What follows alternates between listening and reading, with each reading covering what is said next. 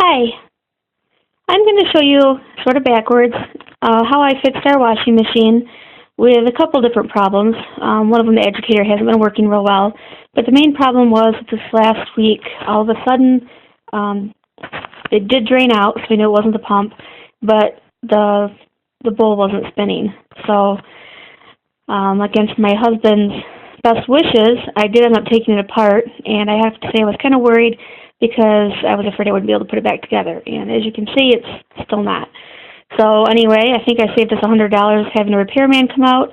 Fortunately, because they don't service our machine, they weren't allowed to sell us parts for this particular model. So it's probably a good thing.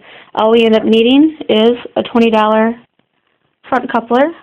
Hopefully my husband or me will get the one that has the metal inside of it. I don't know if this one did. Found part of it under the washer. Good thing I didn't go ahead and clean under it this morning like I was going to do first thing, because otherwise I wouldn't have found this piece. I happened to find this one. Wasn't sure what I was looking for according to the videos until I realized the reason I couldn't find it is because it was on the floor. So, I didn't know this myself. I found some videos this morning and they were very helpful. So I have to say that that's the culprit right there. My husband was going to write it off as having the clutch out. Probably not the technical term for it, but because this is not a belt driven, I guess it's the clutches. So he was just thinking that it was going to be less expensive to go ahead and buy a new washing machine. So fortunately, or hopefully, this will work. And then the other thing is, when I found a video this morning, I took the agitator apart. That was about a 2-video step because I couldn't get it off until I watched the one guy actually put this piece on the floor and braced his feet on it and then pulled this upper part off of it, and it did come right up. So my husband couldn't even do that. And he's actually a pretty strong man, so not putting him down, but I thought it was pretty funny. So basically, these pieces need to be replaced. These are called the dogs. These are the ones that when you first take the agitator apart, you're going to find these pieces in here, and then this yellow part's on top.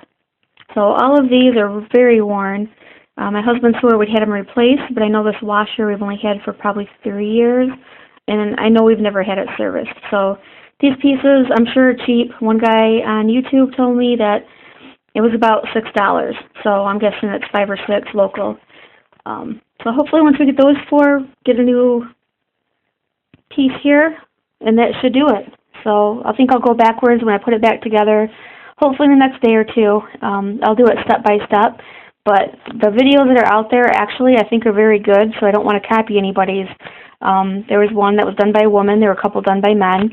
Either way, they're very, very helpful. They did a good job on showing you the parts up close. That really helped. The one thing I'm not sure of, because I'm good at breaking things, is taking this one off.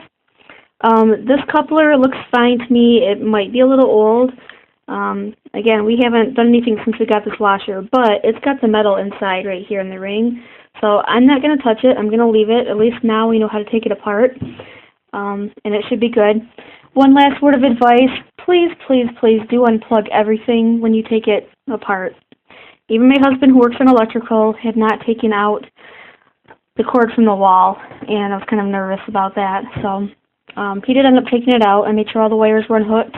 All the descriptions on YouTube had shown how to take off the wire housings, how to disconnect them. So you've got 2. I disconnected the main one and forgot to do the smaller one. But of course, you can tell when you go to pick up the motor if it's still on there. Just pull it out.